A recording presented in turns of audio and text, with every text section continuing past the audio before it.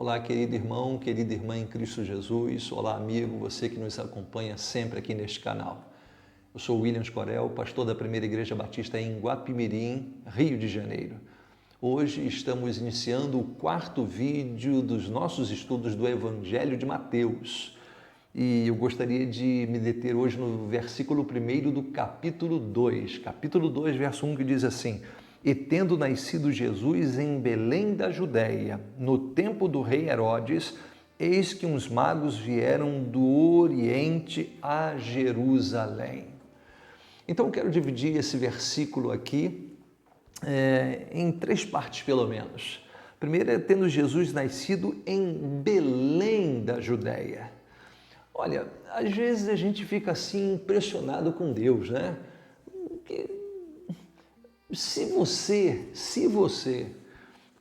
tivesse que nascer, tivesse que fazer nascer o Filho de Deus neste mundo, onde você nasceria? Onde você gostaria que ele nascesse?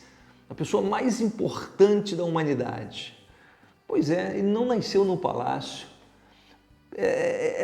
Isso é tão forte em nós. Vejam vocês que os próprios magos, eles não foram a Belém, eles vieram a Jerusalém, bateram lá na porta do palácio de Herodes. Herodes, tocaram a campainha lá, né? E chamaram, vem cá, nasceu o rei dos judeus, nossos cálculos lá das estrelas, do sinal que vimos nos céus, tal, nos diz que aqui ia nascer o Senhor, o Salvador, o Rei dos Reis. Ele nasceu aqui no palácio?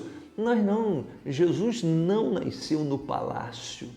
Jesus nasceu numa manjedoura, no meio de gente pobre, numa terra quase esquecida, a cidade de Belém. Em outras palavras, Jesus tinha tudo para ser um ilustre desconhecido. Deus inverte determinados raciocínios e ordens, né? Que bacana isso. É bom que Jesus não tenha nascido no palácio, porque se Jesus nascesse no palácio, quem teria acesso ao palácio? Você teria? Eu teria? Provavelmente não. Não, Jesus nasceu na manjedoura, onde qualquer pessoa, até os simples pastores do campo, puderam ir. Eles estiveram lá. É por isso que a Bíblia diz que a salvação é assim, Isaías 55, ó vós todos que tendes sede, vinde às águas, e vós que não tendes dinheiro, vinde e comprai. Então, se dependesse a salvação de dinheiro, uma porção de gente não poderia. Se dependesse de educação formal, uma porção de gente não poderia ser salvo.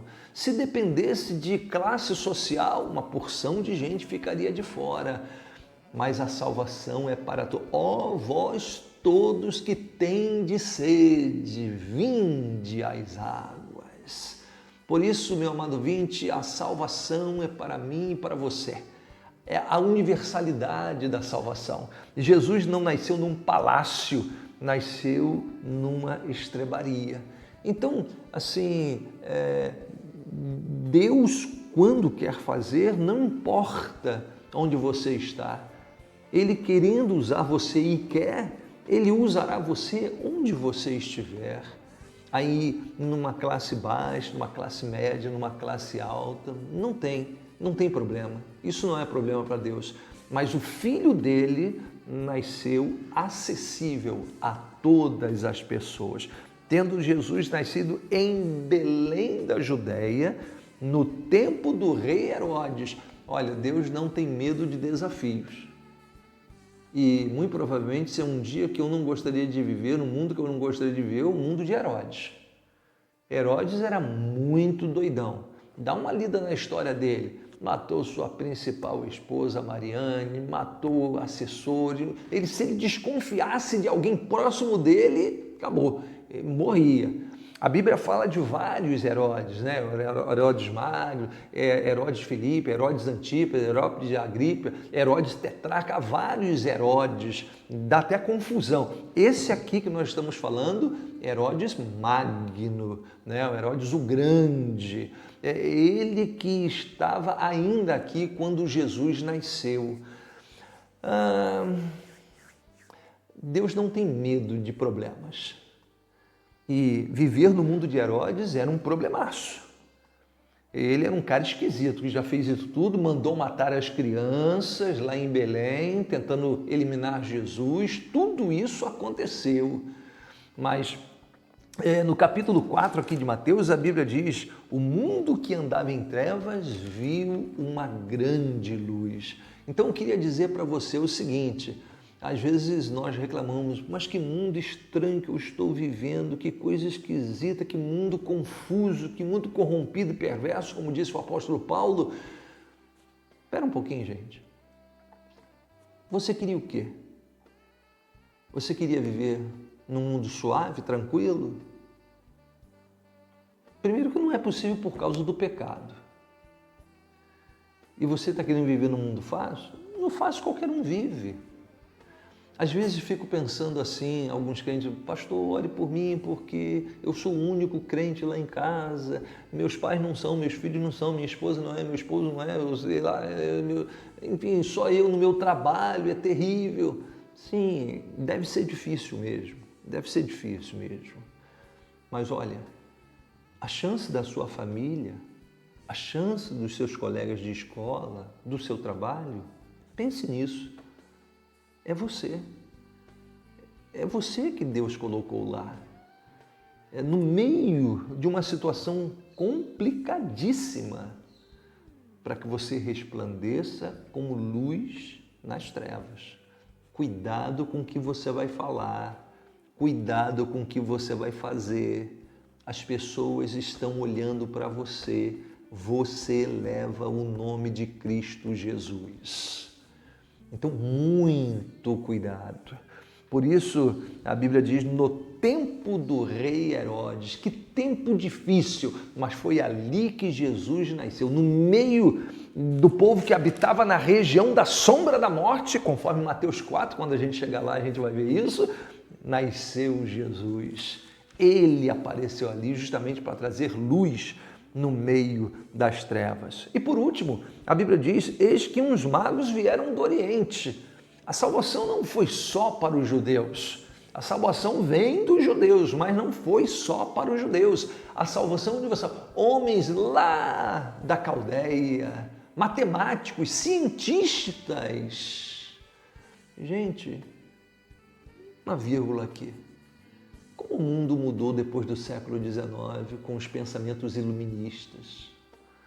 Olha, o iluminismo surgiu em um mundo difícil. Lutava contra algumas realidades cruéis da sua época, mas o iluminismo introduziu uns pensamentos estranhos e colocou dúvida no coração do ser humano. O iluminismo, com essa questão de fazer uma pessoa crítica tal, na verdade é fazer uma pessoa que não acredite. Olha só, os magos, matemáticos, cientistas, eles vieram do Oriente a Jerusalém, eles vieram ver o rei. Existem três coisas que eu não consigo entender. Não tente me explicar. Primeiro, um médico que fume. Não tente me explicar. Eu não consigo entender. Segundo, um juiz que roube. Eu não estou falando de juiz de futebol não, né? Que todo mundo grita que juiz de futebol é ladrão. Não é isso não, estou falando de juiz de direito. Que tem inamovibilidade, redutibilidade, vitalicidade. 3 características que só os juízes têm, né? E a terceira coisa que eu não consigo entender é um cientista ateu. Gente, desde o século XVII, lá no início, em 1609, quando Galileu Galilei olhou no seu telescópio, ou quando Robert Hooke olhou no seu microscópio em 1665, né? Dois mundos se abriram, o mundo macro e o mundo micro. Os cientistas eram cristãos, devotos, como Isaac Newton, não é muita gente, Pascal. Enfim, esses magos eram cientistas, eles vieram dobrar-se diante de Jesus.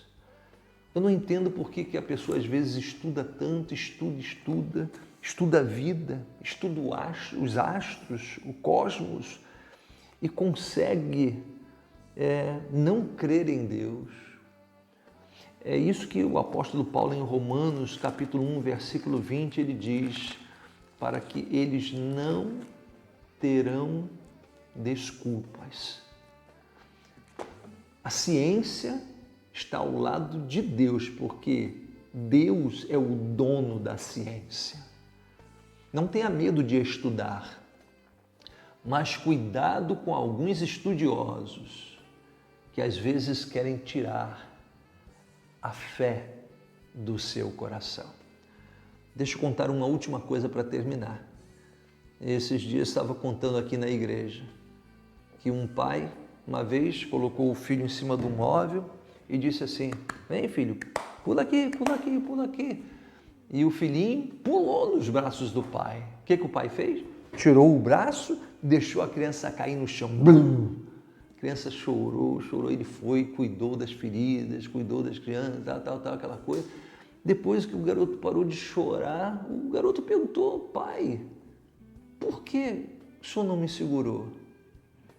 O pai disse assim: para que você não confie em ninguém. Esse é o mundo que nós estamos vivendo, que quer tirar a fé do nosso coração. Mas aqueles magos vieram a Jesus. Que Deus o abençoe e a cada um de nós também.